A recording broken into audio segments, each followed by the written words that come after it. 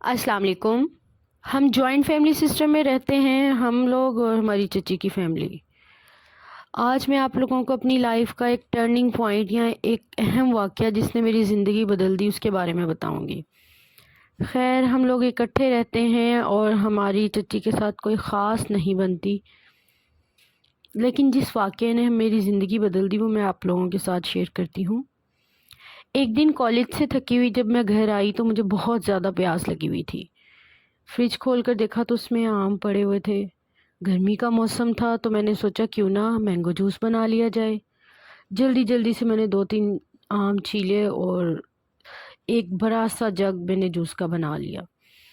پیاس اتنی شدید لگی ہوئی تھی کہ مجھے لگا میں پورا جگ پی جاؤں گی، لیکن جو ہی جوس بنا کے پینے کے لیے بیٹھی تو ایک آدھ گلاس کے بعد ہی میرا پیٹ بھر گیا اور اتنا سارا جوس بچ گیا۔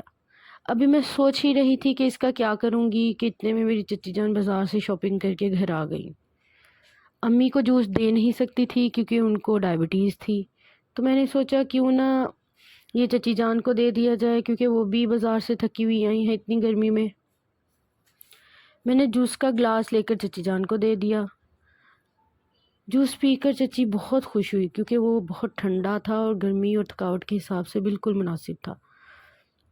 جوس پی کر وہ مجھے اتنی دعائیں دینے لگی کہ جیسے میں نے ان کے لیے پتہ نہیں کیا کر دیا ہے۔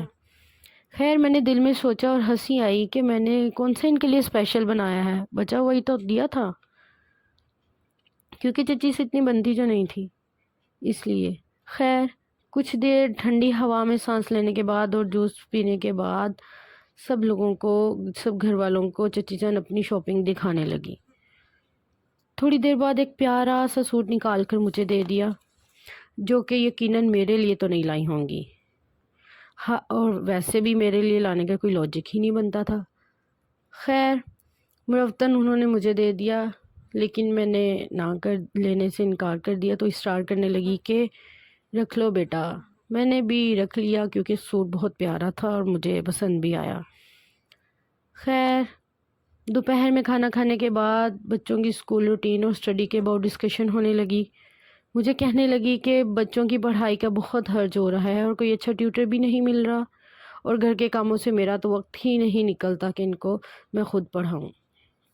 مجھے تو ان کی پڑھائی کی بہت ٹینشن ہے۔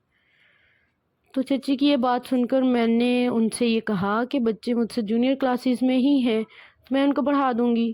ویسے بھی جب میں کالج سے گھر واپس آتی ہوں تو میرے پاس فری ٹائم ہی ہوتا ہے، میں فارغ ہی ہوتی ہوں۔ میری یہ بات سن کر چچی جان دنیا جہاں کی دعائیں دینے لگی اور خوشی خوشی اپنے کمرے میں چلی گئیں۔ شام میں اپنا کالج کا کام کمپلیٹ کرنے کے بعد اور بچوں کو پڑھانے کے بعد مجھے خیال آیا کہ میرا یونیفارم تو گندا ہے، اس کو ہی دھو لیتی ہوں۔ اب یونیفارم کمرے میں ادھر ادھر ہر جگہ دیکھ لیا، نہیں ملا۔ پریشان ہو گئی کہ میں نے تو کمرے میں ہی رکھا تھا۔ خیر، امی سے پوچھنے سے پتہ چلا کہ وہ چچی جان لے گئی ہیں کہ بچوں کا یونیفارم دھونے لگی ہوں تو ساتھ میں ہیرا کا بھی دھو دیتی ہوں۔ مجھے حیرت کا ایک اور جھٹکا لگا۔ خیر، رات سونے سے پہلے مجھے سارے دن کی حیرانگی اور حال احوال کا جب میں نے جائزہ لیا تو خیال آیا کہ نہ چاہتے ہوئے بھی جو میں نے ایک جوس کا گلاس چچی کو دیا تھا اس نے میری زندگی کتنی بدل دی ہے۔ تو اس کہانی سے ہمیں یہ سبق ملتا ہے کہ چھوٹی چھوٹی نیکیاں ہی بڑی نیکیوں کو جنم دیتی ہیں، اور احسان کا بدلہ ہمیشہ احسان سے ہی دیا جاتا ہے۔ اس لیے آپ سب بھی چھوٹی چھوٹی نیکیاں کرنے کی کوشش کریں۔ اللہ حافظ۔